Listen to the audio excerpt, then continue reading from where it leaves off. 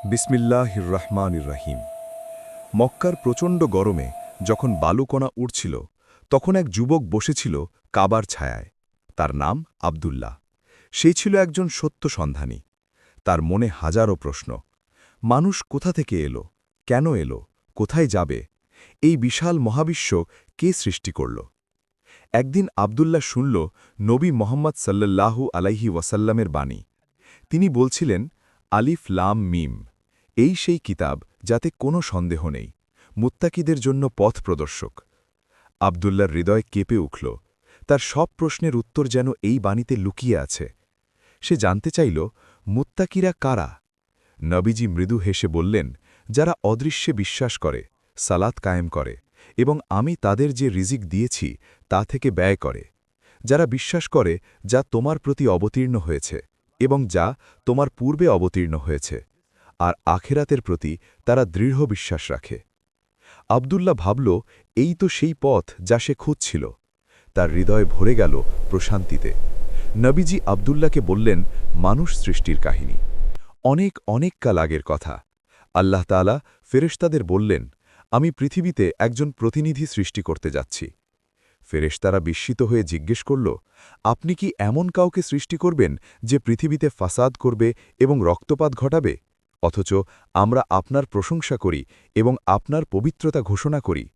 আল্লাহ বললেন, আমি জানি যা তোমরা জানো না।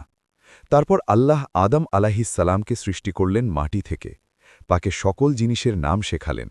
এরপর ফেরেশতাদের বললেন, এগুলোর নাম বলো যদি তোমরা সত্যবাদী হও। ফেরেশতারা বলল, পবিত্র আপনি, আপনি আমাদের যা শিখিয়েছেন তা ছাড়া আমাদের কোনো জ্ঞান নেই। নিশ্চয়ই আপনি সর্বজ্ঞ, প্রজ্ঞাময়। আল্লাহ আদম আলাইহিসসালামকে বললেন, হে আদম, এদের নাম বলে দাও। আদম আলাইহিসসালাম সব কিছুর নাম বলে দিলেন। ফেরেশতারা বুঝল, মানুষের মধ্যে বিশেষ কিছু আছে, জ্ঞান ও বিবেক। আল্লাহ সকল ফেরেশতাকে নির্দেশ দিলেন, আদমকে সিজদা করো। সবাই সিজদা করল, কিন্তু ইবলিস অস্বীকার করল। সে অহংকার করল এবং কাফিরদের অন্তর্ভুক্ত হল। ইবলিসের অহংকার তাকে ধ্বংস করল। সে বলল, আমি আগুনের তৈরি আর সে মাটির, আমি তার চেয়ে উত্তম। আবদুল্লাহ মনোযোগ দিয়ে শুনছিল। নবীজি বললেন, হে ইসরায়েল সন্তানরা, আমার সেই নেয়ামতের কথা স্মরণ করো যা আমি তোমাদের দিয়েছিলাম, এবং তোমরা আমার সাথে কৃত ওয়াদা পূরণ করো, আমিও তোমাদের সাথে কৃত ওয়াদা পূরণ করব। নবীজি বললেন, মুসা আলাইহিসসালামের কাহিনী। মিশরের ফেরাউন ছিল অত্যাচারী। সে বনি ইসরায়েলদের দাস বানিয়ে রেখেছিল। আল্লাহ মুসা আলাইহিসসালামকে পাঠালেন তাদের মুক্তি দিতে। মুসা আলাইহিসসালাম ফেরাউনের কাছে গেলেন, বললেন, বনি ইসরায়েলদের আমার সাথে যেতে দাও। ফেরাউন অহংকারে বলল, আমি তোমাদের সবচেয়ে বড় রব। আল্লাহ মুসা আলাইহিসসালামকে 9টি স্পষ্ট নিদর্শন দিলেন। লাঠি সাপ হয়ে গেল, হাত আলোকিত হল, কিন্তু ফেরাউন বিশ্বাস করল না। অবশেষে আল্লাহ মুসা আলাইহিসসালামকে বললেন, রাতের বেলা আমার বান্দাদের নিয়ে বের হয়ে যাও। মুসা আলাইহিসসালাম বনি ইসরায়েলদের নিয়ে বের হলেন। পেছনে ফেরাউন তার বিশাল সৈন্যবাহিনী নিয়ে ছুটে আসল। সামনে সমুদ্র, পেছনে শত্রু। বনি ইসরায়েল ভয় পেয়ে বলল, আমরা তো ধরা পড়ে গেলাম। মুসা আলাইহিসসালাম দৃঢ়তার সাথে বললেন, কক্ষনো না, আমার সাথে আমার রব আছেন, তিনি অবশ্যই আমাকে পথ দেখাবেন। আল্লাহ মুসা আলাইহিসসালামকে বললেন, তোমার লাঠি দিয়ে সমুদ্রে আঘাত করো। মুসা আলাইহিসসালাম লাঠি দিয়ে সমুদ্রে আঘাত করলেন। সমুদ্র 2 ভাগ হয়ে গেল, মাঝখানে শুকনো রাস্তা তৈরি হল। বনি ইসরায়েল নিরাপদে পার হয়ে গেল। ফেরাউন তার সৈন্যদল নিয়ে সমুদ্রে ঢুকল। যখন সবাই মাঝখানে, আল্লাহের নির্দেশে সমুদ্র আবার মিলে গেল। ফেরাউন ও তার সৈন্যবাহিনী ডুবে মরল। কিন্তু বনি ইসরায়েলদের পরীক্ষা শেষ হয়নি। মুসা আলাইহিসসালাম যখন তুর পাহাড়ে আল্লাহের সাথে কথা বলতে গেলেন, তখন তারা এক বিশাল ভুল করল। সামেরি নামের এক ব্যক্তি সোনা দিয়ে একটি বাছুর বানাল, বলল, এই তোমাদের ইলাহ এবং মুসার ইলাহ। বনি ইসরায়েলরা বাছুরের পূজা শুরু করল। তারা ভুলে গেল সেই আল্লাহকে, যিনি তাদের ফেরাউনের জুলুম থেকে মুক্তি দিলেন। মুসা আলাইহিসসালাম ফিরে এসে এই দৃশ্য দেখে অত্যন্ত ক্রোধান্বিত হলেন। তিনি বললেন, হে আমার জাতি, তোমরা তো নিজেদের উপর জুলুম করেছ এই বাছুরকে ইলাহ বানিয়ে, তাই তোমরা তোমাদের সৃষ্টিকর্তার কাছে তওবা করো। আল্লাহ তাদের বললেন তওবার শর্ত, তাদের নিজেদের হত্যা করতে হবে যারা এই পাপে জড়িত। এটা ছিল কঠিন পরীক্ষা, কিন্তু যারা সত্যিই অনুশোচনা করছিল তারা রাজি হল। যখন তারা প্রস্তুত হল নিজেদের শাস্তি দিতে, আল্লাহ তাদের ক্ষমা করে দিলেন। আল্লাহ বললেন, অতঃপর আমি তোমাদের ক্ষমা করলাম, যাতে তোমরা কৃতজ্ঞতা প্রকাশ করো। আবদুল্লাহ জিজ্ঞেস করল, ইয়া রাসূলাল্লাহ, সূরার নাম বাকারা কেন? নবীজি আলাইহিসসালাম বললেন, এতে একটি আশ্চর্য ঘটনা আছে। বনি ইসরায়েলদের মধ্যে এক ব্যক্তি খুন হল। কেউ জানত না কে খুন করেছে।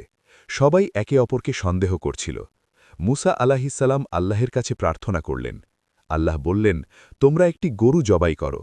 বনি ইসরায়েলরা বলল, আপনি কি আমাদের সাথে ঠাট্টা করছেন? মুসা আলাইহিসসালাম বললেন, আল্লাহের কাছে আমি আশ্রয় চাই মূর্খদের অন্তর্ভুক্ত হওয়া থেকে।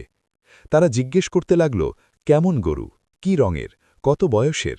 মুসা আলাইহিসসালাম আল্লাহের কাছ থেকে জানিয়ে দিলেন, না বৃদ্ধ, না অল্প বয়স্ক, মাঝামাঝি বয়সের, গাঢ় হলুদ রঙের, যা দর্শকদের মুগ্ধ করে। তারা অনেক কষ্টে এমন একটি গরু খুঁজে পেল, কিন্তু সেই গরুর মালিক অনেক দাম চাইল। অবশেষে তারা গরু কিনে জবাই করল। আল্লাহ বললেন, গরুর একটি অংশ দিয়ে মৃত ব্যক্তিকে স্পর্শ করো। তারা তাই করল। বিস্ময়কর ঘটনা, মৃত ব্যক্তি জীবিত হয়ে উঠল। সে বলে দিল কে তাকে খুন করেছে। তারপর আবার মৃত্যুবরণ করল। আবদুল্লাহ বুঝল, আল্লাহ মৃতকে জীবিত করতে পারেন। পুনরুত্থান সত্য, আখেরাতে সবাই উঠবে। নবীজি মক্কা থেকে মদিনায় হিজরত করেছেন। সেখানে তিনি বাইতুল মুকাদ্দাসের দিকে মুখ করে নামাজ পড়তেন, কিন্তু রাসূলের মনে ইচ্ছা ছিল কাবার দিকে মুখ করে নামাজ পড়ার। তিনি বারবার আকাশের দিকে তাকাতেন, আল্লাহর নির্দেশের অপেক্ষায়। আল্লাহ তার প্রিয় রাসূলের মনের কথা জানতেন। তিনি বললেন, আমি তোমাকে বারবার আকাশের দিকে তাকাতে দেখছি। আমি অবশ্যই তোমাকে এমন কিবলার দিকে ফিরাব যা তুমি পছন্দ করো, তাই তোমার মুখ মসজিদুল হারামের দিকে ফিরিয়ে নাও। এটা ছিল একটা পরীক্ষা। কিছু মানুষ বলল, তারা আগে একদিকে নামাজ পড়ত, এখন অন্যদিকে, কোনটা সঠিক? আল্লাহ বললেন, পূর্ব ও পশ্চিম আল্লাহরই, তিনি যাকে চান সরল পথে পরিচালিত করেন। প্রকৃত মুমিনরা বুঝল, গুরুত্বপূর্ণ হল আল্লাহর অনুগত্য, দিক নয়। নবীজি বললেন ইব্রাহিম আলাইহিসসালামের কথা। ইব্রাহিম আলাইহিসসালাম ছিলেন আল্লাহর খালিল, ঘনিষ্ঠ মিত্র। তিনি ছিলেন এক আদর্শ মানুষ। তার জাতি মূর্তি পূজা করত। ইব্রাহিম আলাইহিসসালাম তার পিতাকে বললেন, হে আমার পিতা, আপনি কেন এমন জিনিসের ইবাদত করেন যা শোনে না, দেখে না এবং আপনার কোনো উপকারও করতে পারে না? কিন্তু তার পিতা শুনল না। তিনি বললেন, তুমি কি আমাদের উপাস্যদের থেকে মুখ ফিরিয়ে নিচ্ছ? যদি তুমি বিরত না হও, আমি অবশ্যই তোমাকে পাথর মারব। একদিন ইব্রাহিম আলাইহিসসালাম সকল মূর্তি ভেঙে ফেললেন, শুধু বড় মূর্তিটি রেখে দিলেন এবং তার হাতে কুঠার দিয়ে দিলেন। লোকেরা এসে দেখল সব মূর্তি ভাঙা। তারা বলল, কে এই কাজ করেছে? ইব্রাহিম আলাইহিসসালাম বললেন, এই বড়টিই করেছে। তোমরা ওদের জিজ্ঞেস করো, যদি ওরা কথা বলতে পারে। লোকেরা লজ্জিত হল। তারা বুঝল মূর্তিরা কিছুই পারে না। কিন্তু তারা ইব্রাহিম আলাইহিসসালামকে আগুনে ফেলার সিদ্ধান্ত নিল। বিশাল আগুন জ্বালাল। ইব্রাহিম আলাইহিসসালাম বললেন, আল্লাহই আমার জন্য যথেষ্ট এবং তিনি কতই না উত্তম কর্মবিধায়ক। আল্লাহ বললেন, হে আগুন, ইব্রাহিমের জন্য তুমি শীতল ও নিরাপদ হয়ে যাও। আগুন ঠান্ডা হয়ে গেল। ইব্রাহিম আলাইহিসসালাম নিরাপদে বেরিয়ে এলেন। আল্লাহ ইব্রাহিম আলাইহিসসালামকে বললেন, তুমি তোমার স্ত্রী হাজেরা ও শিশুপুত্র ইসমাইলকে নিয়ে মক্কায় যাও। মক্কা তখন জনমানবহীন মরুভূমি, কোনো পানি নেই, কোনো গাছপালা নেই। ইব্রাহিম আলাইহিসসালাম তাদের সেখানে রেখে আসলেন। হাজেরা বললেন, আপনি আমাদের এই নির্জন জায়গায় রেখে যাচ্ছেন? ইব্রাহিম আলাইহিসসালাম বললেন, আল্লাহ আমাকে নির্দেশ দিয়েছেন। হাজেরা বললেন, তাহলে আল্লাহ আমাদের ধ্বংস করবেন না। পানি শেষ হয়ে গেল। শিশু ইসমাইল তৃষ্ণায় কাঁদতে লাগল। হাজেরা সাফা পাহাড়ে দৌড়ে গেলেন, তারপর মারোয়া পাহাড়ে গেলেন। এভাবে 7 বার দৌড়ালেন পানির খোঁজে। আল্লাহ জিবরিল আলাইহিসসালামকে পাঠালেন। তিনি পায়ের গোড়ালি দিয়ে মাটিতে আঘাত করলেন। সেখান থেকে ঝর্ণা বের হল, জামজাম। বছরের পর বছর কেটে গেল। ইসমাইল বড় হল। একদিন ইব্রাহিম আলাইহিসসালাম স্বপ্নে দেখলেন তিনি তার প্রিয় পুত্রকে কুরবানি করছেন। তিনি ইসমাইলকে বললেন, হে বৎস, আমি স্বপ্নে দেখি যে আমি তোমাকে জবেহ করছি। এখন তোমার মতামত কি? ইসমাইল আলাইহিসসালাম বললেন, হে আমার পিতা, আপনাকে যা আদেশ করা হয়েছে তা করুন। ইনশাআল্লাহ আপনি আমাকে ধৈর্যশীলদের অন্তর্ভুক্ত পাবেন। যখন উভয়েই অনুগত্য প্রকাশ করলেন এবং ইব্রাহিম আলাইহিসসালাম তার পুত্রকে কাত করে শুইয়ে দিলেন, আল্লাহ ডাক দিলেন, হে ইব্রাহিম, তুমি তো স্বপ্ন সত্য করে দেখালে। আমি সৎকর্মশীলদের এভাবেই প্রতিদান দিয়ে থাকি। আল্লাহ একটি বড় দুম্বা পাঠালেন, সেটাই কুরবানি হল। এরপর আল্লাহ ইব্রাহিম ও ইসমাইলকে বললেন, আমার ঘরের ভিত্তি স্থাপন করো। তারা কাবা নির্মাণ শুরু করলেন। প্রতিটি পাথর রাখার সময় তারা দোয়া করতেন, হে আমাদের রব, আমাদের থেকে কবুল করুন, নিশ্চয়ই আপনি সর্বশ্রোতা, সর্বজ্ঞানী। আব্দুল্লাহ জিজ্ঞেস করল, ইয়া রাসূলাল্লাহ, জীবনে এত কষ্ট কেন? নবীজি বললেন, হে বিশ্বাসীগণ, তোমরা ধৈর্য ও নামাজের মাধ্যমে সাহায্য চাও, নিশ্চয়ই আল্লাহ ধৈর্যশীলদের সাথে আছেন। তিনি বললেন, আমি তোমাদের অবশ্যই পরীক্ষা করব কিছুটা ভয়, ক্ষুধা এবং জানমাল ও ফল ফসলের ক্ষতির মাধ্যমে, আর তুমি ধৈর্যশীলদের সুসংবাদ দাও। যারা বিপদে পড়ে বলে, ইন্না লিল্লাহি ওয়া ইন্না ইলাইহি রাজিউন, নিশ্চয়ই আমরা আল্লাহর জন্য এবং নিশ্চয়ই আমরা তার দিকেই ফিরে যাব। আব্দুল্লাহ বুঝল, জীবনের সব কষ্ট পরীক্ষা, ধৈর্য ধরতে হবে, আল্লাহর কাছে ফিরে যেতে হবে। নবীজি বললেন, হে মানুষ, পৃথিবীতে যা কিছু বৈধ ও পবিত্র আছে তা থেকে খাও, আর শয়তানের পদাঙ্ক অনুসরণ করো না। আল্লাহ হারাম করেছেন মৃত প্রাণী, রক্ত, শূকরের মাংস এবং যা আল্লাহ ছাড়া অন্যের নামে জবাই করা হয়েছে। কিন্তু যে বাধ্য হয় ক্ষুধার তাড়নায়, সীমা লঙ্ঘন না করে এবং ইচ্ছাকৃত না হলে তার কোনো পাপ নেই। আল্লাহ ক্ষমাশীল, দয়ালু। নবীজি বললেন, যারা আল্লাহ যা নাজিল করেছেন তা গোপন করে এবং তার বিনিময়ে তুচ্ছ মূল্য গ্রহণ করে, তারা তাদের পেটে আগুন ছাড়া কিছুই ভর্তি করে না। একদিন এক ব্যক্তি এসে বলল, ইয়া রাসূলাল্লাহ, আমার ভাইকে খুন করা হয়েছে, আমি প্রতিশোধ নিতে চাই। নবীজি বললেন, হে বিশ্বাসীগণ, নিহতদের ব্যাপারে তোমাদের উপর কিসাস নির্ধারিত করা হয়েছে। স্বাধীন ব্যক্তির বদলে স্বাধীন ব্যক্তি, দাসের বদলে দাস এবং নারীর বদলে নারী। তবে যদি তার ভাইয়ের পক্ষ থেকে তাকে কিছুটা মাফ করে দেওয়া হয়, তাহলে প্রচলিত নিয়ম অনুসরণ করবে এবং সততার সাথে তাকে দিয়াত বা রক্তমূল্য আদায় করবে। এটা তোমাদের রবের পক্ষ থেকে লঘুকরণ ও রহমত। সেই ব্যক্তি বলল, আমি ক্ষমা করে দিলাম। নবীজি খুশি হলেন, বললেন, কিসাসের মধ্যে তোমাদের জন্য জীবন আছে, হে বুদ্ধিমানগণ, যাতে তোমরা সাবধান হও। নবীজি বললেন, হে মুমিনগণ, তোমাদের উপর রোজা ফরজ করা হয়েছে, যেমন তোমাদের পূর্ববর্তীদের উপর ফরজ করা হয়েছিল, যাতে তোমরা তাকওয়া অর্জন করতে পারো। নির্দিষ্ট কয়েকদিনের জন্য, তবে তোমাদের মধ্যে যে অসুস্থ কিংবা সফরে থাকে, সে অন্য দিনগুলোতে এই সংখ্যা পূরণ করবে। রমজান মাস, যে মাসে কুরআন নাজিল হয়েছে, এটা মানুষের জন্য হেদায়েত এবং সৎ পথের সুস্পষ্ট নিদর্শন। নবীজি বললেন, রোজার রাতে তোমাদের জন্য তোমাদের স্ত্রীদের নিকট যাওয়া হালাল করা হয়েছে। তারা তোমাদের পোশাক এবং তোমরা তাদের পোশাক। আর তোমরা পানাহার করো যতক্ষণ না ফজরের সাদা রেখা কালো রেখা থেকে স্পষ্ট হয়, তারপর রাত পর্যন্ত রোজা পূর্ণ করো। আব্দুল্লাহ জিজ্ঞেস করল, রোজার উদ্দেশ্য কি? নবীজি বললেন, যাতে তোমরা তাকওয়া অর্জন করো। ক্ষুধা ও তৃষ্ণার মাধ্যমে তোমরা গরিবদের কষ্ট বুঝবে, নিজেকে নিয়ন্ত্রণ করতে শিখবে, আল্লাহর নৈকট্য লাভ করবে। নবীজি বললেন, আর তোমরা আল্লাহর জন্য হজ ও উমরা পূর্ণ করো। যদি তোমরা বাধাগ্রস্ত হও, তাহলে যে কুরবানি সহজ হয় তা পাঠাও।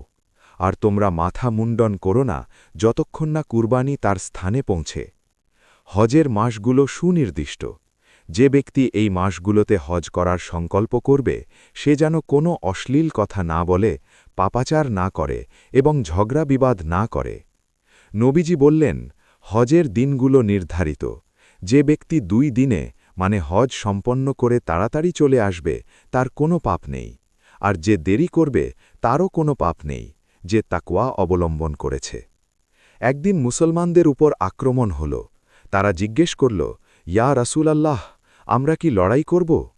আল্লাহ বললেন, আর তোমরা আল্লাহর পথে লড়াই করো তাদের বিরুদ্ধে যারা তোমাদের বিরুদ্ধে লড়াই করে, কিন্তু সীমা লঙ্ঘন করো না। নিশ্চয়ই আল্লাহ সীমালঙ্ঘনকারীদের পছন্দ করেন না। আর তোমরা তাদের হত্যা করো যেখানে তাদের পাও, এবং তাদের বের করে দাও যেখান থেকে তারা তোমাদের বের করেছে। ফিতনা হত্যার চেয়েও কঠিন। কিন্তু তারা যদি বিরত থাকে তাহলে আল্লাহ ক্ষমাশীল, পরম দয়ালু। নবীজি বললেন, আল্লাহর জন্য ব্যয় করো এবং নিজেদের হাতে নিজেদের ধ্বংসের মুখে ঠেলে দিও না। আর সৎকর্ম করো, নিশ্চয়ই আল্লাহ সৎকর্মশীলদের ভালোবাসেন। এক গরিব মানুষ এসে বলল, ইয়া রাসূল আল্লাহ, আমার কাছে খুব কম আছে, আমি কিভাবে দান করব? নবীজি বললেন, যারা আল্লাহর পথে তাদের সম্পদ ব্যয় করে তাদের উদাহরণ হল একটি বীজের মতো, যা 7টি শীষ জন্মায়। প্রতিটি শীষে 100 করে দানা থাকে, আর আল্লাহ যাকে চান তার জন্য বহুগুণ বৃদ্ধি করে দেন। যারা আল্লাহর পথে তাদের সম্পদ ব্যয় করে, তারপর যা ব্যয় করেছে তার পেছনে খোঁটা দেয় না এবং কষ্ট দেয় না, তাদের জন্য তাদের রবের কাছে পুরস্কার রয়েছে। তাদের কোনো ভয় নেই এবং তারা দুঃখিতও হবে না। সুন্দর কথা এবং ক্ষমা ওই দান থেকে উত্তম যার পেছনে কষ্ট থাকে, আর আল্লাহ অভাবমুক্ত, সহনশীল। নবীজি আরও বললেন, শয়তান তোমাদের দারিদ্র্যের ভয় দেখায় এবং অশ্লীলতার আদেশ করে। পক্ষান্তরে আল্লাহ তোমাদের তার পক্ষ থেকে ক্ষমা ও অনুগ্রহের ওয়াদা করেন। একজন ব্যবসায়ী এসে বলল, ইয়া রাসূল আল্লাহ, ব্যবসা ও সুদ তো একই রকম। নবীজি গম্ভীর হয়ে বললেন, যারা সুদ খায় তারা কিয়ামতের দিন এমনভাবে দাঁড়াবে যেভাবে শয়তানের স্পর্শে আক্রান্ত ব্যক্তি দাঁড়ায়। এটা এই জন্য যে তারা বলে, ব্যবসা তো সুদের মতোই, অথচ আল্লাহ ব্যবসা হালাল করেছেন এবং সুদ হারাম করেছেন। যার কাছে তার রবের পক্ষ থেকে উপদেশ এসেছে এবং সে বিরত হয়েছে, তার জন্য যা অতীত হয়েছে তা তার, আর তার ব্যাপার আল্লাহর ওপর ন্যস্ত। আর যারা পুনরায় সুদে ফিরে যায় তারাই আগুনের অধিবাসী, তারা সেখানে স্থায়ী হবে। আল্লাহ সুদকে নিশ্চিহ্ন করেন এবং সাদকাকে বৃদ্ধি করেন। হে ঈমানদারগণ, তোমরা আল্লাহকে ভয় করো এবং সুদের যা বকেয়া আছে তা ছেড়ে দাও, যদি তোমরা মুমিন হও। কিন্তু যদি তোমরা তা না করো তাহলে আল্লাহ ও তার রাসূলের সাথে যুদ্ধের জন্য প্রস্তুত হও। নবীজি বললেন, হে ঈমানদারগণ, যখন তোমরা একে অপরের সাথে নির্দিষ্ট সময়ের জন্য ঋণের লেনদেন করবে তখন তা লিখে রাখবে। লেখাও যেন ন্যায়ভাবে লেখে এবং লিখতে অস্বীকার না করে, যেমন আল্লাহ তাকে শিখিয়েছেন। সুতরাং সে যেন লেখে এবং যার উপর পাওনা তাকে যেন বলে দেয়। সে যেন আল্লাহকে ভয় করে এবং তা থেকে কিছু কম না করে। তোমরা দুজন পুরুষকে সাক্ষী রাখো। যদি দুজন পুরুষ না থাকে তাহলে একজন পুরুষ ও দুজন মহিলা, যাদের সাক্ষী হিসাবে তোমরা পছন্দ করো, যাতে একজন ভুলে গেলে অপরজন তাকে স্মরণ করিয়ে দেয়। তোমরা লিখতে বিরক্ত হইও না, ছোট হোক বা বড়, নির্দিষ্ট সময়সহ। এটা আল্লাহর কাছে অধিক ন্যায়সঙ্গত, সাক্ষ্যের জন্য অধিক উপযুক্ত এবং সন্দেহ না হওয়ার অধিক নিকটবর্তী। নবীজি বললেন, কোরআনের সবচেয়ে মহান আয়াত কোনটি জানো? আব্দুল্লাহ বলল, না ইয়া রাসূলাল্লাহ। নবীজি পড়লেন, আল্লাহু লা ইলাহা ইল্লা হুয়াল হাইয়ুল কাইয়ুম। আল্লাহ, তিনি ছাড়া কোনো ইলাহ নেই, তিনি চিরঞ্জীব, সব কিছুর ধারক। তাকে তন্দ্রা ও নিদ্রা স্পর্শ করে না। আসমান ও জমিনে যা কিছু আছে সব তারই। কে আছে এমন যে তার অনুমতি ছাড়া তার কাছে সুপারিশ করবে? তিনি জানেন তাদের সামনে যা আছে এবং তাদের পেছনে যা আছে। তারা তার জ্ঞানের কিছুই আয়ত্ত করতে পারে না, তবে যা তিনি চান তা ছাড়া। তার কুরসি আসমান ও জমিন পরিব্যাপ্ত করে আছে, আর এ দুটির রক্ষণাবেক্ষণ তার জন্য ক্লান্তিকর নয়। তিনিই সর্বোচ্চ, মহান। আব্দুল্লার চোখে পানি এসে গেল। তিনি বুঝলেন আল্লাহর মহত্ব, তার শক্তি, তার জ্ঞান। একদিন এক ব্যক্তি তার ছেলেকে জোর করে মুসলমান বানাতে চাইল। নবীজি বললেন, দ্বীনের ব্যাপারে কোনো জবরদস্তি নেই। নিশ্চয়ই হেদায়ত গোমরাহি থেকে স্পষ্ট হয়ে গেছে। যে ব্যক্তি তাগুতকে অস্বীকার করে এবং আল্লাহর প্রতি ঈমান আনে, সে এমন এক মজবুত রশ্মি আঁকড়ে ধরল যা কখনো ছিঁড়বে না। আর আল্লাহ সর্বশ্রোতা, সর্বজ্ঞ। আল্লাহ মুমিনদের অভিভাবক। তিনি তাদের অন্ধকার থেকে আলোর দিকে বের করেন, আর যারা কুফুরি করে তাদের অভিভাবক হল তাগুত। তারা তাদের আলো থেকে অন্ধকারের দিকে বের করে। তারাই আগুনের অধিবাসী, সেখানে তারা স্থায়ী হবে। নবীজি বললেন, এক আশ্চর্য গল্প। এক ব্যক্তি একটি জনশূন্য গ্রাম দিয়ে যাচ্ছিল, যার ঘরবাড়ি ভেঙে পড়েছিল। সে বলল, কিভাবে আল্লাহ এটাকে মৃত্যুর পর জীবিত করবেন? আল্লাহ তাকে মৃত্যু দিলেন 100 বছরের জন্য, তারপর তাকে জীবিত করলেন। আল্লাহ জিজ্ঞেস করলেন, তুমি কতক্ষণ অবস্থান করেছ? সে বলল, একদিন অথবা একদিনের কিছু অংশ। আল্লাহ বললেন, বরং তুমি 100 বছর অবস্থান করেছ। তোমার খাবার ও পানীয়র দিকে তাকাও, তা পচে যায়নি।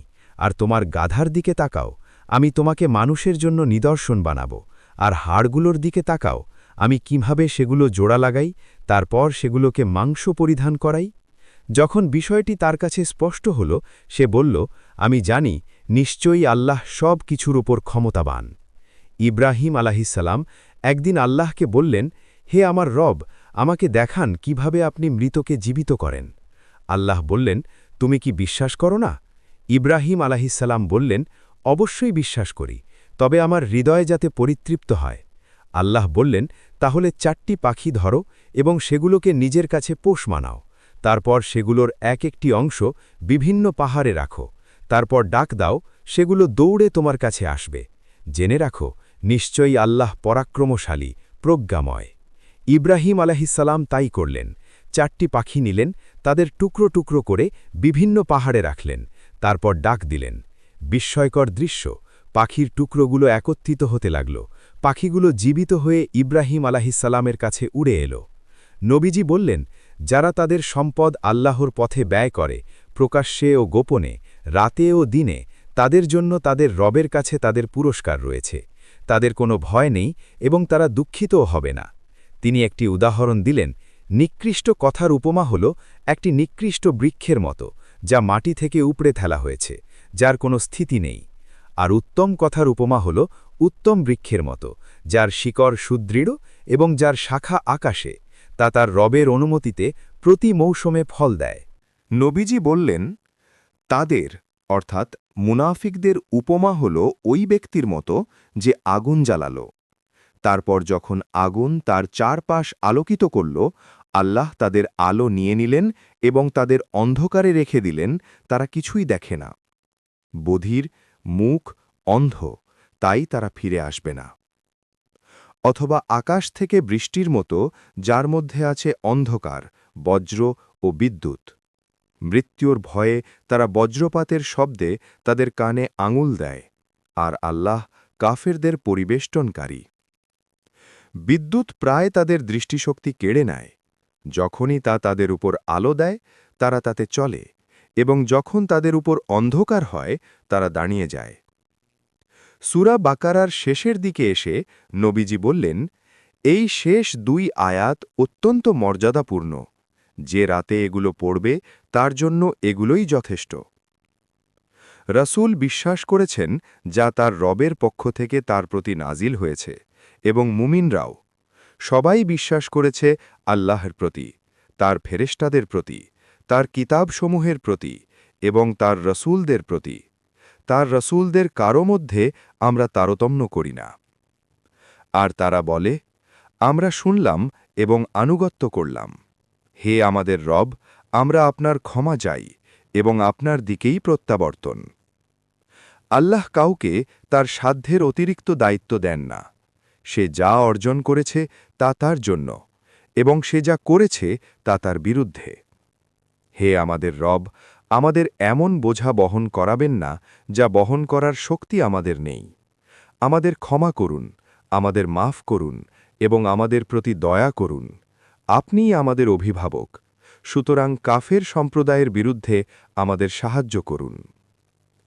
আব্দুল্লাহ সূরা বাকারার শিক্ষা শুনে পুরোপুরি বদলে গেল।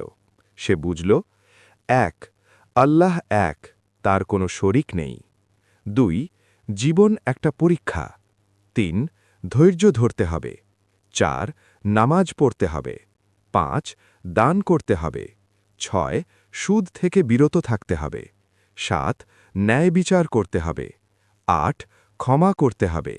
9 তাওবা করতে হবে। সে শাহাদা পাঠ করল, আশহাদু আল্লাহ ইলাহা ইল্লাল্লাহু ওয়া আশহাদু আন্না মুহাম্মাদার রাসূলুল্লাহ। নবীজি খুশি হলেন, বললেন, তুমি নতুন জন্ম নিলে তোমার আগের সব পাপ মাফ হয়ে গেছে এখন থেকে সৎ পথে চলো আব্দুল্লাহ জিজ্ঞেস করল ইয়া রাসূল আল্লাহ আমি কি করব নবীজি বললেন 5 ওয়াক্ত নামাজ পড়বে রমজানে রোজা রাখবে সামর্থ্য হলে হজে যাবে জাকাত দেবে সৎ কাজ করবে মন্দ থেকে বিরত থাকবে মানুষের সাথে ভালো ব্যবহার করবে পিতামাতার সেবা করবে আত্মীয়তার সম্পর্ক রক্ষা করবে আব্দুল্লাহ নতুন জীবন শুরু করল প্রতিদিন সকালে উঠে ফজরের নামাজ পড়ত কোরআন তিলাবাত করত মানুষকে সাহায্য করত একদিন সে একজন গরিব মানুষকে দেখল যার খাবার নেই সে তাকে খাবার দিল সেই গরিব মানুষ বলল আল্লাহ তোমাকে উত্তম প্রতিদান দিন আব্দুল্লাহ মনে মনে বলল যারা আল্লাহর পথে তাদের সম্পদ ব্যয় করে তাদের উদাহরণ হল একটি বীজের মতো যা 7টি শীষ জন্মায় একদিন কেউ তার সাথে খারাপ ব্যবহার করল সে রাগ করতে পারত কিন্তু সে মনে করল সুন্দর ও মন্দ সমান নয় তুমি মন্দের জবাব ভালো দিয়ে দাও সে ক্ষমা করে দিল সেই ব্যক্তি লজ্জিত হল এবং পরে তার বন্ধু হয়ে গেল রাতে শোয়ার আগে আব্দুল্লাহ সূরা বাকারার শেষ 2 আয়াত পড়ত তার মন শান্তিতে ভরে যেত তার জীবনে পরিবর্তন এসেছে আগে সে ছিল অশান্ত দিশাহারা এখন সে শান্তিতে আছে পথ পেয়েছে সে বুঝল সূরা বাকারা শুধু একটা সূরা নয় এটা পূর্ণাঙ্গ জীবন ব্যবস্থা এখানে আছে ঈমানের শিক্ষা ইবাদতের নিয়ম লেনদেনের বিধান পারিবারিক আইন সামাজিক নিয়ম অর্থনৈতিক ব্যবস্থা নৈতিক শিক্ষা সবকিছুর সমাধান আছে কুরআনে আব্দুল্লাহ প্রতিদিন কুরআন পড়ত তার জীবন বদলে যেতে লাগল